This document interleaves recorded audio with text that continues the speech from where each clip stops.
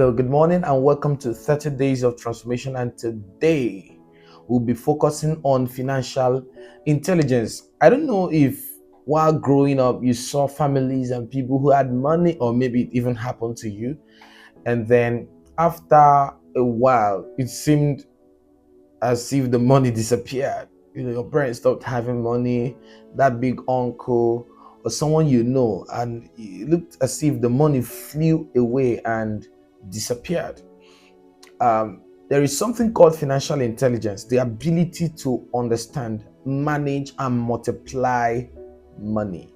Okay. So, and that is what I want to share with you today, so that you are not going to be one of those stories that the future generation will tell their children about regarding finance. You don't want to be the one that will be used for the example that, oh, he was once wealthy, she was once wealthy, and at a point they lost all their wealth. So you have to be financially intelligent to be able to move through life and manage the resources you have and then multiply it. So basically, I've curated some teaching, I've created some wisdom that I learned from some financial experts, and I want to just break it down for you. When we talk about money, we're talking about something you can give that reflects value, right? That's what we're talking about. So there are about 5 levels of money, and guess what? Cash is the lowest, cash is the least. So number one level of money is credibility. Credibility is the ability to be trusted. That is the first level of money, the ability to be trusted. People can trust you well enough to do business with you, to refer you, to recommend you, to give you resources, and trust that you'll be able to manage it. That is credibility. If you don't have credibility, you may not, people probably will not like to do some level of business with you. Number 2 is credible relationship. Second level of money, credible relationship. A lot of people do not have cash, but they have people who have resources, who have institutions, who are institutions themselves. They have people, they know people who can just by a call open doors for them, that can bring them wealth, that can bring them cash. Did you understand? Do you understand? So there are people who may not have a car, but they have 3 people, 3 other friends, 3 other uncles, brothers who have cars that can give to him if he needs one. Credible relationship matters a lot. There are people who may not be able to have the funds, but to get a loan from the bank, but one signature from one person they know would open that door. So even if you don't have funds, you don't have cash, you need to have credible relationships. Number 3 level of money is character and integrity. You see, whatever you're doing out there that people would have to trust you with their hard-earned money, you would need to have character and integrity. Someone should be able to give you some products or offer some services to you, trusting that your word is your word, trusting that when you say you're going to pay back, you will be able to pay back. Do you understand? Some people have lost great opportunities because they don't have character.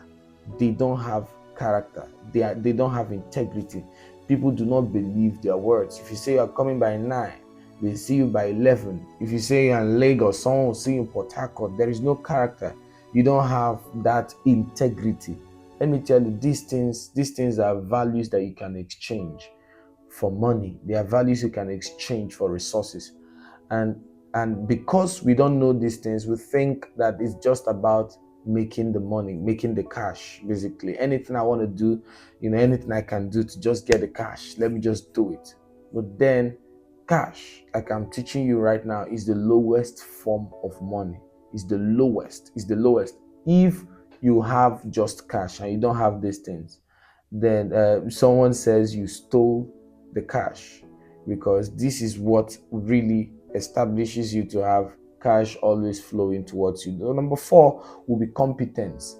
that ability to show up, that ability to do what you do with exceptionality, that ability to be very excellent at what you do, that ability to be a master in your art. You're a fashion designer, you are a crypto trader, you are a forex trader, you're an educator, you are a banker, a financial expert, you're a pastor, you're in ministry, whatever it is you are doing, you're a business person, you are competent. Do you understand? You know your onion, like they used to say. You know what it means to do what you are doing.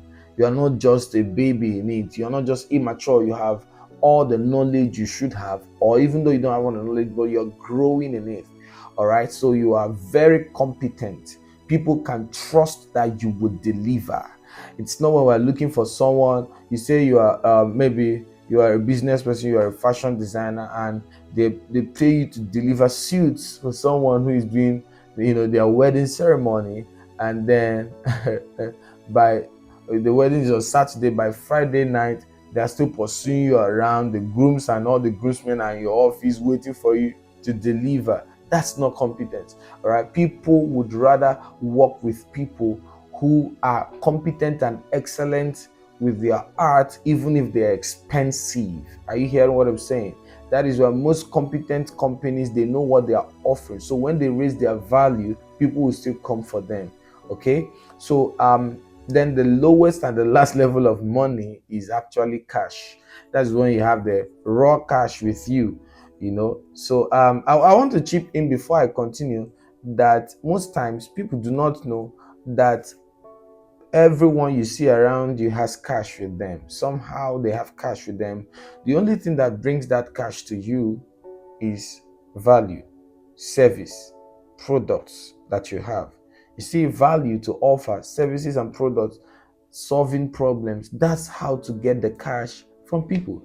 All right. So they have the cash in their pocket, in their bank account, in their wallet, in their bags, but they're not gonna give it to you until you offer them a value, product or service, or solve a problem from them that is tantamount to that particular cash, and then they will release it to you willingly. People are willing to release cash to you if you are able to solve their problems. So get to solve problems and you see cash flowing towards your direction. But then I want to add to this teaching about 4 to 5 practical steps you can take immediately from this teaching. If you start doing these things, you will start increasing and growing your finance. Did you know that number one in this is to track your income and expenses? Track your income and expenses. Listen, let me tell you, if you must be wealthy, if you have to grow your finances, you have to be very meticulous. You have to be very, very detailed. You have to be very, very intentional. Are you hearing what I'm saying? You have to be very intentional. Top of my list is actually financial education, but I'm going to put it last, okay?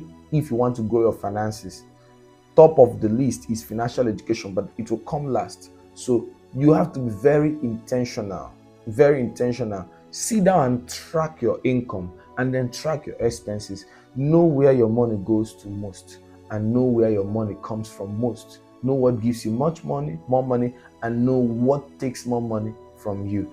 When you begin to track it, it could help you to know where to focus your attention and maybe where to put less attention. Then number 2, create a budget and stick to it.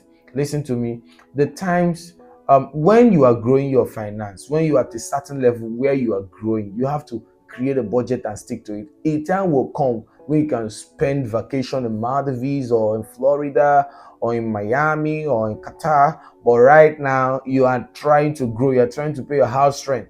You are trying to eat. You are trying to survive first. You are trying to invest. So you need to create a budget and stick to that budget.